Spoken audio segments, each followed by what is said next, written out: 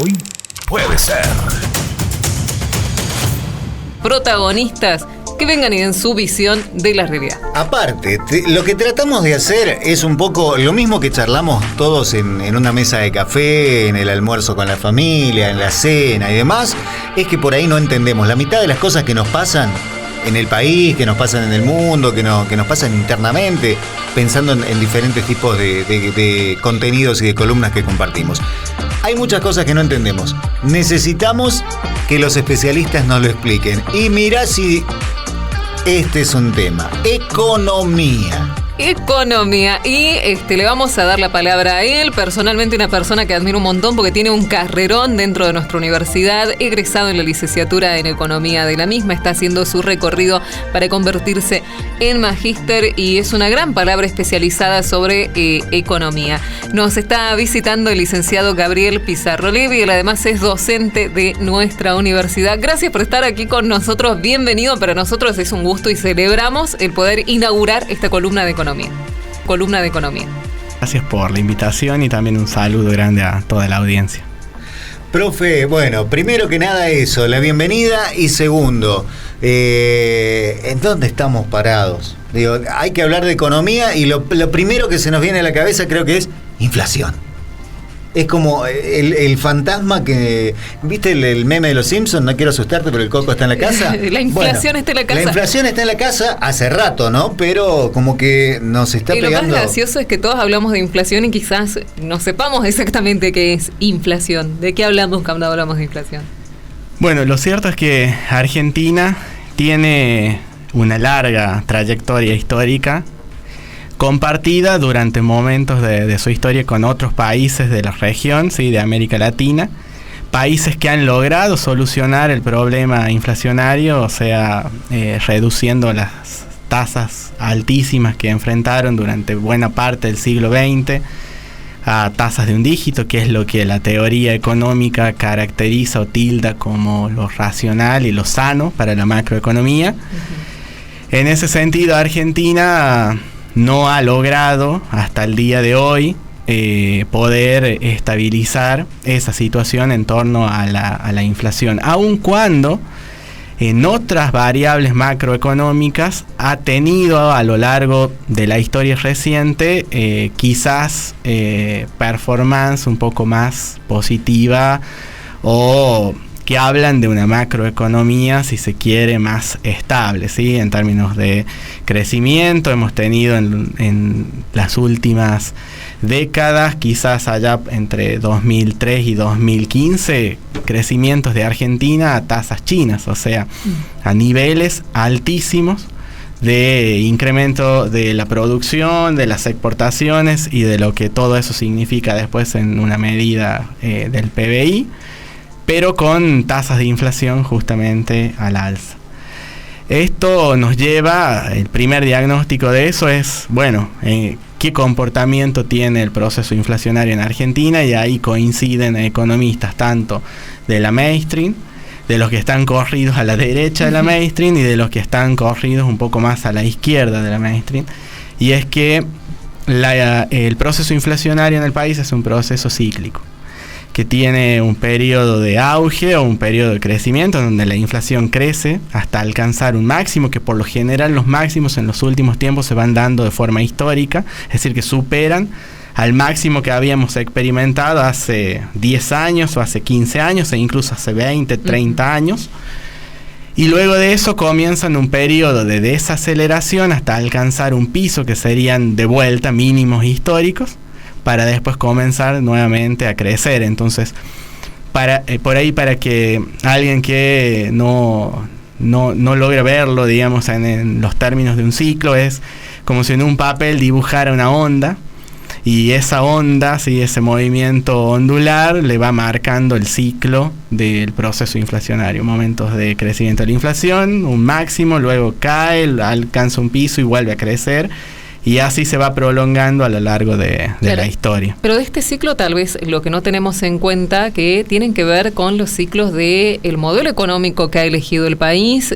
Nosotros tenemos un modelo agroexportador, dependemos muchísimo de la producción del campo, y con eso no producimos un valor agregado fuerte como lo hacen otros países más industrializados. Entonces dependemos necesariamente de los momentos de sequía, y si uno se fija en esos valores históricos, las veces que a Argentina le ha ido muy mal económicamente ha sido porque al campo le fue mal.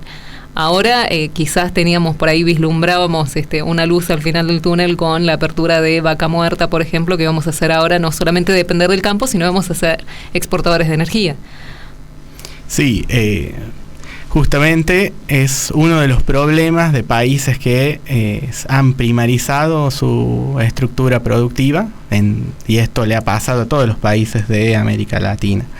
Pero Argentina siempre tuvo un rasgo particular que, aún con muchos defectos, tiene una industria algo pujante, por decirlo, ¿sí? Que con esos defectos, y a causa de ahí tendríamos que entrar en otro tema que nos va a sacar de lo que sería la inflación, pero que es justamente si se quiere, uno de los factores que está comprobado empíricamente, y acá de vuelta vuelven a coincidir heterodoxos con ortodoxos dentro de la economía, los ortodoxos más cercanos a la derecha y los heterodoxos más a un pensamiento de izquierda en términos políticos, por así decirlo, con que uno de los principales factores que alimenta la inflación del país es el tipo de cambio y es la escasez de dólares. Por un lado, el campo trayendo dólares vía exportaciones, y ahí es una situación en donde es bastante precario, porque cualquier shock externo, entiéndase COVID-19, guerra entre Rusia y Ucrania, o la desaceleración de algún gigante asiático como China o India, que son nuestros compradores o que compran alimentos a nivel internacional y que repercuten en los precios, tiene consecuencias directas en cuántos dólares ingresan al país, y a la vez una industria que de vuelta es algo pujante, sí, pero que todavía es incipiente, demandando los factores productivos, especialmente capital en el extranjero, porque Argentina no los produce. Entonces necesitamos una máquina para producir telas o para producir autos, y las tenemos que traer de países industrializados que consumían el capital. Hace poquito hablaba con un amigo sobre eso, decir, bueno, qué pena no tener un sistema de promoción industrial realmente para decir, bueno, ok, estamos por decir un ejemplo, desde el desconocimiento absoluto, ¿no? Decir, bueno, pongamos una fábrica de dulce de leche. Y bueno, pero las máquinas, y las tenemos que traer de India, las tenemos que traer de Estados Unidos, las tenemos que traer de cualquier lado. ¿Con qué? No tenemos los dólares, no tenemos la posibilidad, tenemos un montón de trabas, burocracia, todo en contra como para producir. El espíritu emprendedor puede estar. Bueno, sin ir muy lejos, un señor que tiene una fábrica de pastas que es muy conocida aquí en Chilecito no podía seguir produciendo porque les faltaba un repuesto para una de las máquinas que lo tenía que traer de no sé dónde, y por las importaciones no podía, entonces no pudo continuar con su trabajo. Sí, y eso pasa en todos los ámbitos de la economía, y particularmente de economías como la Argentina, que hoy por hoy son muy pocos los países que ya tienen estas características. En la región podemos encontrar dos parecidos, pero que en este último tiempo han avanzado hacia procesos de industrialización muy fuerte en la producción de bienes de capital, como son México y Brasil, las dos principales economías de América Latina. Y hoy vemos que a medida que el país avanza en cierta dirección, estos países parece en el sentido contrario, con crecimiento económico, con distribución de los ingresos, aunque ahí podríamos hacer un paréntesis y decir, bueno, todavía no al ritmo que a algunos economistas que estamos en la mainstream, ahí en el centro, pero quizás corridos más un poquito hacia esta idea de que la economía tiene que ir de la mano de una distribución del ingreso que nos iguale, social, exactamente, y que no creemos y esto ahí de vuelta es una visión personal en lo particular. Yo no creo en el derrame económico planteado por, si se quiere, la idea más clásica de la economía. Claro, para mí que hablándolo en términos coloquiales, como decir, bueno, mientras más plata genero yo, que soy el gran, bueno, los demás también van a ir. El ejemplo más claro es, como para que el que está escuchando se imagine, nosotros ponemos muchos vasos en una mesa, sí, y un gran balde encima de esos vasos. En teoría, cuando ese balde se llene, empieza a derramar hacia los otros vasos y todos los vasos que están en la mesa empiezan a llenarse. La realidad es que el balde es tan grande que tapa todos los vasos de abajo y nunca se llena. No. Y solo caen gotas. Eso, en mi visión personal, no lo comparto, y sí creo que el Estado tiene ahí un rol que, interviniendo en la economía, porque la economía, y esto está probado no solamente por las teorías heterodoxas, sino también por las propias teorías clásicas y neoclásicas, tiene fallas. La economía tiene fallas, y especialmente las economías de mercado, las fallas del mercado que existan en un mercado monopolios, son altamente perjudiciables para la sociedad, y es el Estado el que sale justamente a controlarlos, a mediar y a mediar allí entre esa empresa y justamente la sociedad, para poner un ejemplo. La pregunta después que nos tenemos que hacer es cómo interviene el Estado. ¿Cómo? ¿Qué tanto? ¿Sí?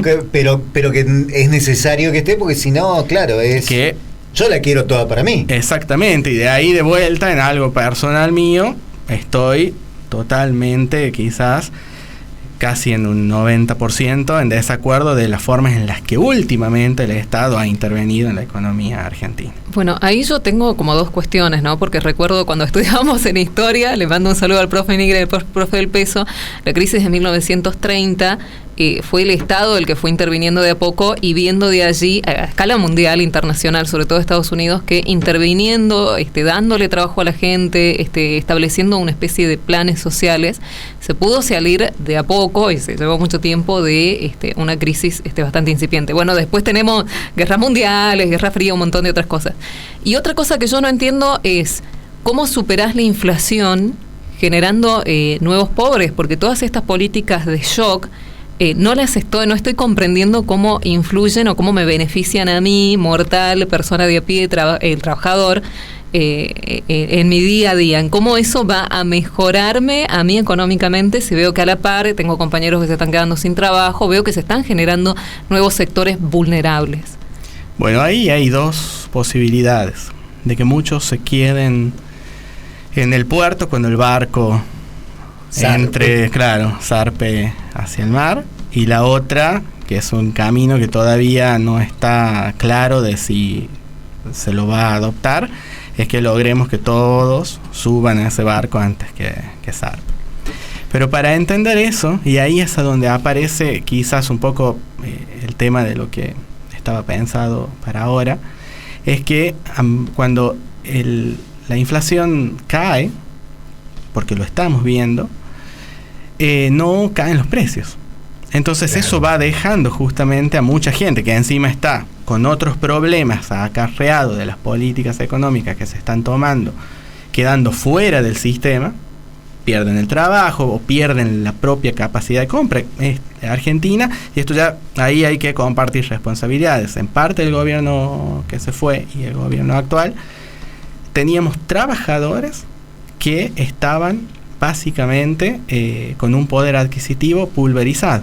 Sí. Y trabajadores en blanco. Lo que nos diría la teoría económica es que mientras vos más ganás derechos laborales, si se quiere, más estabilidad, deberías estar mucho mejor que el que está fuera del sistema. Bueno, de hecho, lo veo con generaciones tal vez más próximas a la mía, más allá de que tengamos un trabajo en blanco, tenías que tener un segundo y hasta un tercer trabajo de medio tiempo para poder llegar medianamente cómodo a fin de mes. Esto sin tener hijos. Sí, ahí se agudiza más, y los que están en la economía informal, es casi inimaginable lo que están atravesando y lo que van a atravesar cuando empiezan a impactar algunos de los factores que empiecen de vuelta a repercutir en tarifas y en precios, ¿sí? O sea, hay que tratarlo también con pinza, porque uno muchas veces piensa en la economía y automáticamente hay un sesgo de los datos, de lo que tiene a mano, piensa en la economía formal solamente. Porque la economía informal es muy difícil de medir, claro, porque no me está produciendo datos todo el tiempo. y lo dice alguien, digamos, que le encanta jugar con modelos, claro, y que a través de dos variables te encuentra algún patrón de relación en el plano de la economía, pero toda la parte informal me quedó afuera. Claro. Entonces yo creo que la magnitud de eso es casi imposible de ver de manera sencilla. De hecho, ese porcentaje de la población precarizado que no formaba parte de la población que tenía un trabajo en blanco, que es un gran porcentaje, es lo que criticaba políticas de gobiernos anteriores en curso de una campaña, decir, ¿de qué trabajo en blanco me estás hablando si hace 15 años que trabajo en negro o llegué a ser monotributista, pero no me dan los números, no puedo seguir así? Entonces, ¿de qué derechos ganados me estás hablando si yo continúo al margen? Claro, y es justamente de vuelta, porque el diagnóstico que hace o que hacía la administración anterior era sobre la economía formal. Y la economía formal, hay que reconocer de que había mejorado, pero el problema era el poder adquisitivo. Claro. Primero el del formal era el poder adquisitivo, que aún con trabajos muy buenos... Claro, pues en los papeles estaba mejorando. Claro, y de vuelta, esta idea de que Argentina tiene esta como multifacetas en su macroeconomía, en donde mejora el empleo, la producción, pero la inflación es tan alta que le empieza a comer justamente la parte de lo que de los sueldos, de los ingresos que mejoran en esa parte formal. Y ahí no estoy tocando la parte informal, que es la que siempre queda por afuera.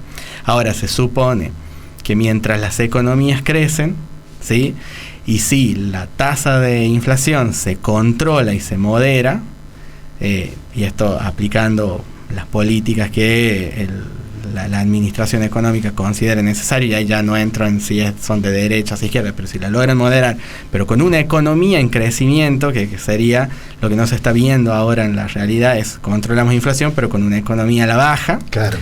Eso derrama efectivamente hacia los sectores informales, porque y lo pensemos en este término, el pibe que te hace el delivery, que está en la economía informal, de repente va a empezar a ver que el local en donde trabaja aumenta la venta de comida a la noche porque le está yendo bien al que está en su casa, y bueno, empieza a tener trabajo y empieza a circular esa rueda informal que es o como todo, o el que se ofrece para cortarte el pasto hace meses que nadie le pedía. O el que vende tortillas. O el que vende tortillas, o quizás el que te arregla la moto y todavía no está. Hasta los pibes que te lavan el auto. Exactamente. No importa, decía, no, hermano, no tengo. Pero cuando mejora un poco, que realmente tenés, y sí, por ahí derrama un poco en los demás.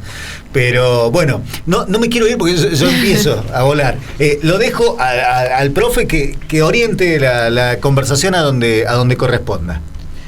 De lo que venimos un poco hablando, de esta idea de la inflación como el problema número uno, ¿sí?, de la macroeconomía argentina, y que está presente en todos los gobiernos.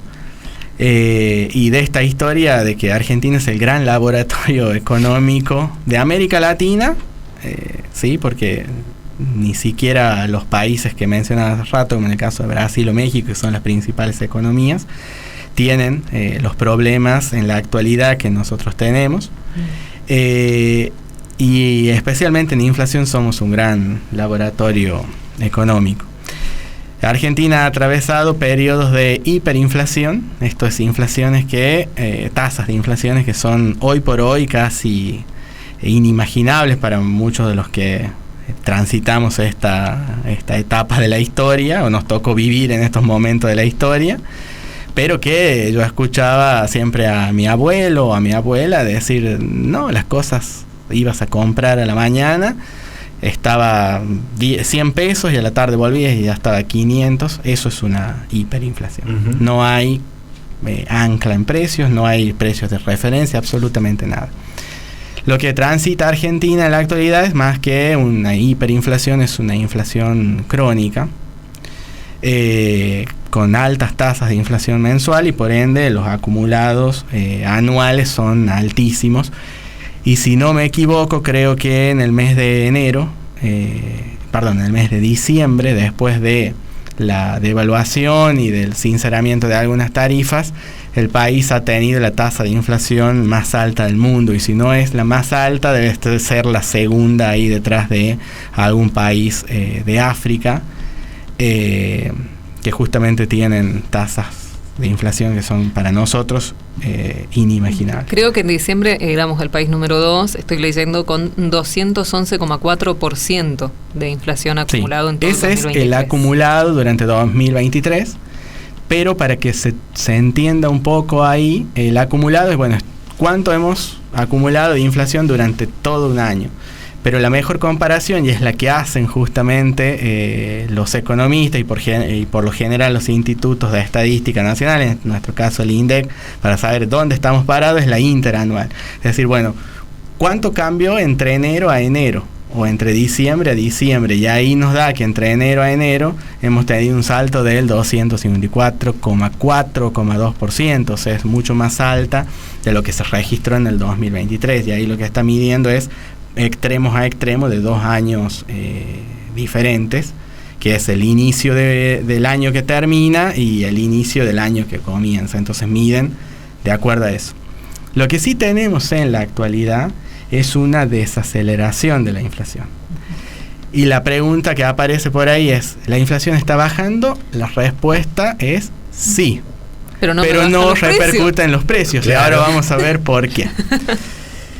Para entender un poco, ahí habría que hacer una serie de los datos de inflación de los últimos años, y para pensarnos cómo ha ido transitando la Argentina para hoy estar en donde estamos. En el 2015, es decir, casi hace una década, la inflación interanual entre el mes de octubre de ese año respecto a octubre del año 2014 era de 11,9%.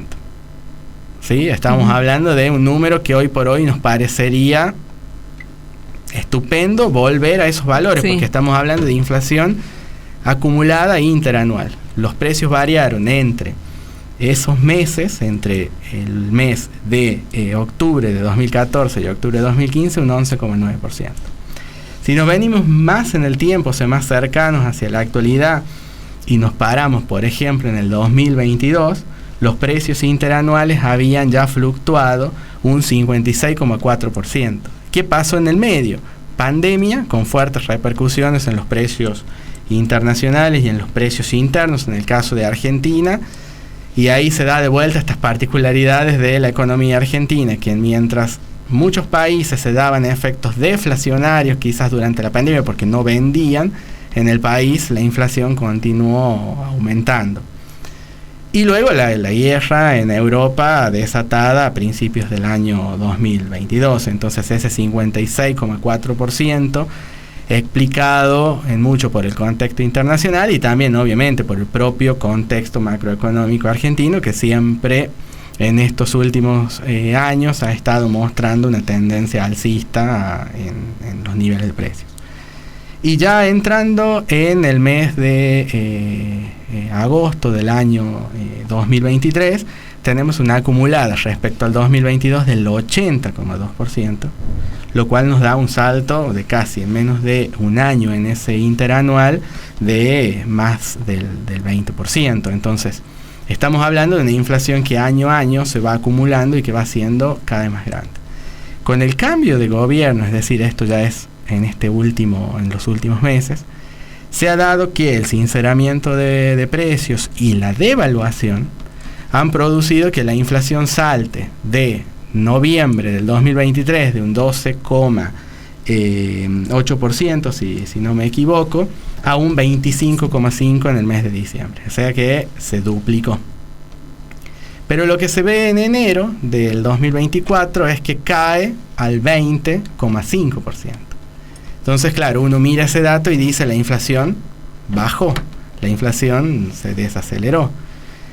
Y ahora en febrero, los economistas más cercanos al gobierno, incluso el propio gobierno, están ya pensando en un índice de inflación del 15%.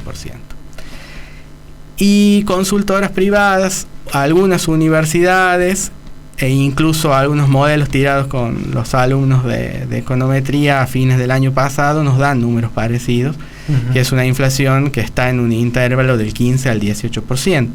¿Sí? O sea, puede ser más 15 o más, o sea, más cercano al 15 o más cercano al 18, pero no se sale de ese rango. Que te vuelve a decir lo mismo, la inflación cae. O sea, vuelve a caer otro mes consecutivo. Cayó del 25 al 20 o al 20,5 y ahora te va a caer al 15%. Ahí hay que ver qué es lo que pasa en el mes de marzo, que es la inflación que vamos a conocer en abril, porque marzo tiene un fuerte componente estacional, el comienzo de las clases, el comienzo de las actividades productivas más fuertes, la gente volviendo de vacaciones del verano estival, de las vacaciones estivales, del verano. Entonces eso empieza a repercutir de vuelta quizás en un rebrote. Puede que ya no veamos en marzo, abril, números por encima del 15, pero sí van a estar cercanos ahí al 15. Ahora la pregunta es, ¿por qué si me está bajando la inflación no me bajan los precios? Porque yo miro esos datos, me veo un par de videos en TikTok, en Instagram. Porque ni siquiera en YouTube, que te duran más de un minuto, no, miro en TikTok. Miro en TikTok, en Instagram. De gente que no sabe si estudió, si es economista. Y me lo dice alguien, porque ¿qué es lo primero que te dicen? Baja la inflación, están bajando los precios. Claro, lo que te está bajando es la inflación y ahora vamos a ver por qué después no bajan los precios. Claro, uno mira eso, se entusiasma, entonces me voy a la verdulería y pienso, en el mes de noviembre me compro un cartón de huevos a 2.900 pesos. En el mes de diciembre ese cartón de huevo me costaba 3.500. Bueno, culpa de la administración anterior, eso es lo que pienso. Y me voy convencido de que como el índice de inflación cayó, porque está cayendo, efectivamente. Lo voy a volver a comprar a 2.000. Lo voy a comprar, no sé si a 2.000, pero al menos a 3.500 se voy a mantener el precio. Y si el cartón de huevos me sale 3.400 pesos, ya me ahorré 100 y estoy viviendo en el país de Alicia. En el país de las maravillas, absolutamente. Voy, saco el cartón de huevo, voy a la caja y me dice la señora, muy bien, son 4.000 pesos. ¿Qué pasó? Pero no, señora, ¿no vio las noticias? La inflación, la señora, son 4.000 pesos. Y si no le gusta, ahí déjelo, alguien más lo va a comprar. Entonces me vuelvo a la casa y me empiezo a preguntar por qué baja la inflación y no baja el precio del huevo. Y está esta idea de que no es el comerciante el que me sube lo que quiere, se están aprovechando de la situación. Ahora, ahí, después hay muchos otros factores que en la economía real te impulsan que el índice te afecta en los precios, que te suba, pero que suba más que lo que dice el índice. Eso estaríamos como 5 horas más mirando los factores que estaría bueno ese para próximas columnas. No sé si la próxima puntual, pero hablar esto de la composición de los precios, de qué cosas, como para tratar de entender esto, porque digo, pasa eso. Contento, vemos las noticias, bajó la inflación, buenísimo, vamos a comprar, las cosas subieron. No solo que no bajaron, subieron. Entonces ahí aparecen dos pensamientos. Quizás el que le crea el dato de la inflación que bajó, entonces te dice, la inflación bajó, por ende están bajando los precios. Y esto me lo dicen familiares, amigos, conocidos, me está bajando los precios. Pero cuando voy al súper, suben. O sea, ¿qué pasa? Y el otro que te dice, no, la inflación no está bajando, seguramente ese dato es inventado por la historia que tenemos reciente en el país. Y lo cierto es de que ahí hay una verdad de las dos versiones de forma parcial. Primero es que la inflación sí está bajando, pero no están bajando los precios. Entonces la primera opinión es válida porque la inflación sí está bajando. Y la segunda es válida en el punto que te dice yo voy a comprar y todo está más caro. Y ahí hay una pequeña trampa que la da el propio concepto de inflación. A ver. ¿Qué es inflación? Inflación es la suba generalizada de todos los precios de la economía. Eso nos dice cualquier libro, desde el más básico hasta el más avanzado y en cualquiera de las vertientes de la economía. Mainstream, no mainstream, más heterodoxos e incluso los que están más allá de la heterodoxia te coinciden que es lo mismo. ¿Y un precio qué es? Es el valor de algo y ese algo es un bien, un servicio que yo voy a adquirir en el mercado. El problema está ahí, en que la definición de inflación es la suba. Lo que se está midiendo, el índice de precios del consumidor, es la suba de los productos, no el precio de los productos. La suba es el nivel de todos esos precios. Entonces, si la inflación hace un año, la acumulada, era del 200% y hoy tengo una acumulada del 254%, perfecto, es un número ascendente, quiere decir que mis precios aumentaron entre el último mes del año que se midió y el mes actual que yo estoy midiendo, esa interanual, un 254%. Eso no hay problema, porque yo estoy viendo que el índice creció. El problema es cuando lo veo a la baja. Si es del 200% y suponiendo que la inflación interanual entre febrero del año 2024, que es la que vamos a conocer ahora en breve, contra la de febrero del 2023 me da 200%, yo voy a ver que cayó del 254 al 200. Entonces, en mi imaginario, yo pienso que los precios van a bajar al menos un 54%, que es esa diferencia. En realidad no, han aumentado un 200%. Claro. ¿Qué cambió? La velocidad en la que aumentan los precios. Antes aumentaban al 254%. Y ahora aumentan al 200%. Y pongamos un ejemplo aún más narniano.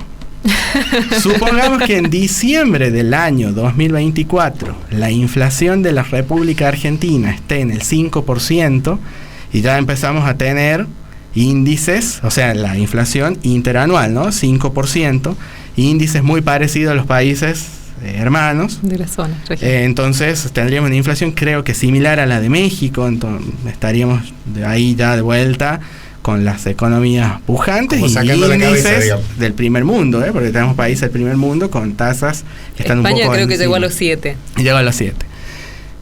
Encima de ese 5%. Aún cuando tengamos un 5%, quiere decir que entre febrero del año 2023 y diciembre del 2023 y diciembre del 2024, los precios subieron un 5%, están 5% más caros que los que estaban en diciembre.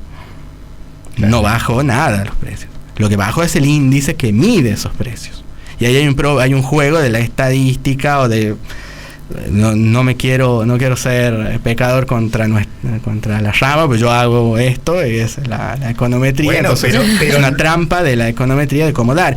Hay un gran econometrista argentino que, de paso, creo que nos iba a escuchar ahora, le mando un saludo del profesor Escudero. Él tiene artículos y libros donde nos dice cómo mentir con los datos. Y en realidad no estamos mintiendo, estamos diciendo la verdad, pero a la vez eso genera una falacia para el que mal interpreta eso. Pero qué jodido el laburo del econometrista. O sea, buena noticia no te puede dar nunca. Y la verdad es que yo creo que el que está escuchando esto por ahí tiene acidez, y a nosotros nos está dando acidez en este momento. Y en realidad ahí hay algo. Yo esta mañana tenía esos números en la cabeza y digo, pero ¿y si le estoy errando? Ya me dan el beneficio de la duda a mí, porque yo escucho algunos discursos y me dicen los alquileres han bajado, o me dicen el precio de la carne bajó y yo sigo yendo a la carnicería y lo sigo encontrando más caro, o al menos es ahí cercano al precio que pagué el mes anterior, pero a la alza. Entonces algo me falla, algo me está fallando. Yo sé que es lo que falla, que en realidad lo que está bajando es la inflación y no los precios, porque cuando baja la inflación baja la forma en la que las subas repercuten de un mes a mes, o sea, es el impacto. Que por eso también me interesaba mucho poder hacer esta columna de economía con vos, porque por ahí uno escucha muchas cosas a través de medios de comunicación o de gente no formada, y esa gente no formada compara o utiliza mal los términos. Al no usar bien los términos, su discurso termina maquillado en una realidad que no es tal. Ahí vamos a hacer una culpa de los economistas. Es porque los economistas usamos palabras sinónimos para todos. Entonces decimos inflación, precios. Claro. No, inflación es una cosa y los precios están dentro de eso. ¿Se entiende? Entonces, sí. La inflación es el índice que está midiendo a todos los precios de la economía. Entonces, claro, cuando hablamos de que cae la inflación, estamos hablando de que cae la velocidad en la que los precios aumentan. En lo que los precios suben, pero siguen subiendo. Y que incluso ya pasó en administraciones anteriores que te decían la inflación se desaceleró un 0,7%. Y yo veía un montón de gente enojada en los comentarios, que ahora los veo, pero los veo ahí medio escuetos, diciendo, no, pero que si yo voy a comprar y que no sé qué y que esto y el otro, y claro, en realidad sí, bajaba la velocidad en la que subían, pero los precios seguían aumentando. Y yo hice este ejercicio. El año pasado compré en una tienda de estas virtuales, la conocí en la amarilla. Mercado Libre, no pasa nada. Una remera a 2.700 pesos. Claro, cuando le doy clic para recomprar, o sea, para ver si había habido un impacto de precio, me dice, está 13.000 pesos. Claro. Yo digo, en el medio, ¿qué pasó? Claro, hay un 254% de inflación acumulada entre enero a enero, que me tiró el precio a casi 9.000 pesos. Y ahí está de vuelta esto de que en la economía real siempre hay le pegamos aumentos un poquito más, Sí. que lo posiciona al 13.000. Si yo vuelvo a medir, por ejemplo, en febrero, con el índice que baja al 15%, e incluso si baja un 10%, voy a ver que esa remera, que en enero de 2024, en la economía real, ¿no? Real. Está a 13.000 pesos, porque ahí adentro está el índice y todo lo que la realidad le subió. Está a 13.000 pesos en enero, en febrero debería estar 14.440.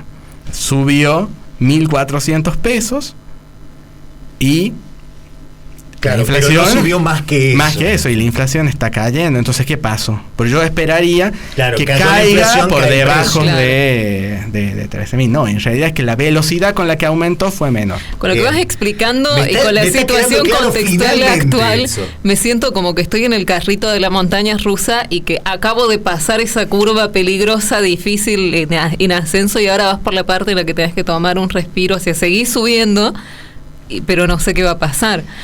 ¿Cómo continúa la montaña rusa de la Bueno, inflación? ahí de vuelta, se abren esos dos caminos. El primero es que estemos en diciembre y puede pasar, hay modelos que dan inflaciones no de un dígito todavía durante este año, pero sí de 2 dígitos similares a las que teníamos en el inicio de la administración anterior, 10, 12, 13, incluso unas del 15, o sea, algunas hablan en marzo, nos estacionarizamos, que se llama, claro, en 15 mensual. nos estacionarizamos en 15 y mantenemos eso, vamos a ir Velocidad moviéndonos. crucero. Claro, por encima y por debajo, pero siempre revirtiendo al 15. Por eso le llaman estacionarización, que es un término econométrico. Ahora, puede pasar que no, que caiga por debajo del 15 y que estemos con una inflación de un dígito en diciembre, los precios subiendo. Sí. El problema es que si dejamos todo como está, te quedó un montón de gente en el puerto. ¿Por qué? Porque el nivel de salarios, otro precio de la economía, de que después lo podemos discutir, quedó planchado. ¿Se entiende? Sí, entonces, sí. sin aumentos de sueldo que vayan acompañando la evolución inflacionaria, por más que caiga el 5%, vos vas a tener ahí un desfase. Ahora, Claro, los precios van a seguir subiendo, tu sueldo no. ¿De tu poder adquisitivo? El poder adquisitivo va en si el número negativo. Y si el sueldo va muy por detrás de la inflación, porque puede darse el escenario en que los sueldos suban, pero van muy detrás de la inflación, entonces el poder adquisitivo mes a mes se empieza a hacer más bajo. Es lo que Era lo que decimos, pasaba. bueno, Era lo que subió estaba un pasando. 15%, pero tu gremio consiguió un 7%. Claro, y la inflación la tenía. Claro, ya tenés un 8% atrás. Exactamente. Y así acumulando. Y va acumulando. Claro está, y esto es para todo el mundo de los distintos palos de la economía, es que no es lo mismo tener una acumulada del 5% en diciembre a una del 15%.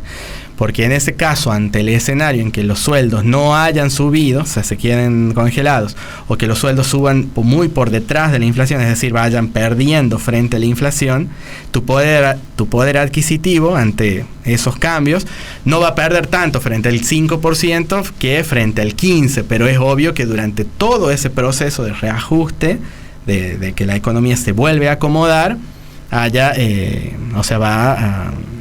Claro, lo que me queda claro de todo esto es que perdemos siempre.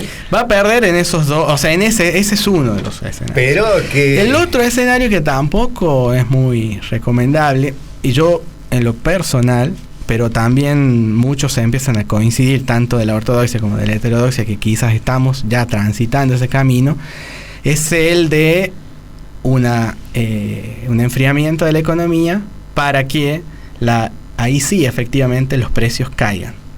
Pero ¿cómo van a caer? Si en cierto modo llevándola a la economía a una deflación, que es el antagónico de la inflación. En la inflación los precios suben, sí, o se mantienen al menos, pero hay un aumento de precio. La teoría ahí dice que es sano, una economía sana es cuando tiene tasas de inflación del 2%. mensuales.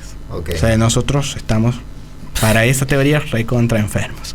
Ahora, cercanas a eso, bueno, suben, no tanto, a la vez tenemos políticas que te impulsan los salarios, vamos amortiguando. El problema es de la deflación, es que genera primero una gran especulación en la sociedad, porque si yo sé que los precios el mes que viene van a estar más bajos, no voy a comprar.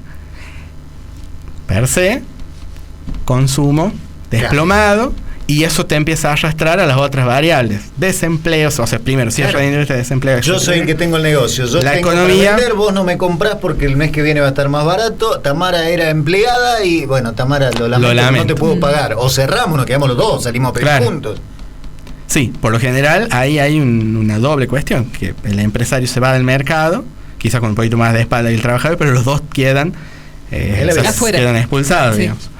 Ahora, en esa situación, que muchos coinciden que ya la empezamos a transitar, en donde vemos que las noticias son así: la inflación cayó al 20% en enero y va a caer al 15% en febrero, y el consumo se desplomó un 12%, los viajes al extranjero un 12%, o sea, ahí tenés todo. ¿Quiénes son los principales impulsores de eso en Argentina? Clase media, que empieza a dejar de ser media y pasarse a la clase más baja, ¿no? Entonces estamos mirando ahí que la economía se enfría y que llega un momento, y ahí sí, fuerzas de mercado, oferta y demanda, ahí sí entra eso que nos dicen, no es todo cuestión de oferta y demanda, pero mira todo lo que hay detrás. Claro, es mucho más complejo de lo que eso, que de oferta. Y claro, no estás vendiendo a este celular a 300.000 pesos y bueno, lo vas a tener que vender a 100. Y hacia atrás empieza lo mismo. No vendes el chip con el que se fabrica esto, la batería de litio, etcétera, etcétera. Empezar a retroceder precios hasta que los precios se acomodaron en un nivel bajo o razonable, con una economía totalmente, si se quiere, desintegrada. Pues rompiste circuitos productivos, el entramado productivo, el tejido productivo del que se habla. Cuando hablamos de tejido, pensemos en una red con muchos nodos, y si a uno de esos se va desarticulando, otros nodos quedan afuera, y así sucesivamente, y se empieza a desarticular. Porque es interdependiente, y me gustaría también que sea un tema que podamos tratar en una siguiente columna. Gabriel, agradecerte muchísimo por venir acá, por aceptar el desafío de contribuir a nuestro conocimiento, a nuestro análisis de estas cosas que son sumamente complejas, de que sí se escucha y se habla mucho, pero a través de videos de TikTok, que les falta esa esencia, ese aporte teórico. Para nosotros es un orgullo que lo hagas vos, porque sos estudiante de nuestra universidad, te has recibido aquí, sos docente también, has continuado tu trayecto académico. Para la audiencia que nos está escuchando, es el profe que te vas a encontrar en las aulas de la UNDEC, y tiene, este nivel académico salido de nuestra universidad. Y me encanta la onda, aparte, de poder charlarlo así, tranquilo, como quien se está tomando unos mates con un amigo y lo está, solo que el amigo entiende de lo que estamos hablando, sí. Y te puede explicar. Así que, Gabriel, en serio, un gustazo. Supongo que nos ha quedado mucho para hablar. Si querés, charlamos más de inflación en la próxima. Y a ustedes que nos están escuchando, si quieren hacer consultas relacionadas a temas económicos, nos dejan el mensaje al 3825-606590 o a través de nuestras redes.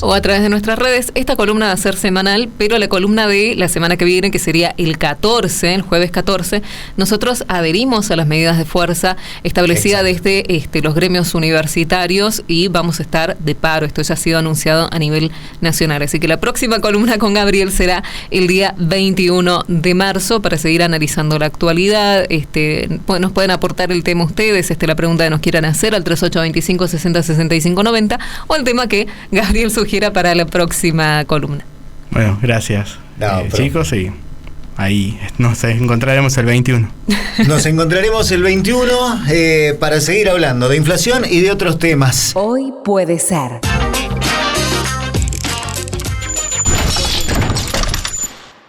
Porque lo que traiga el día depende de vos.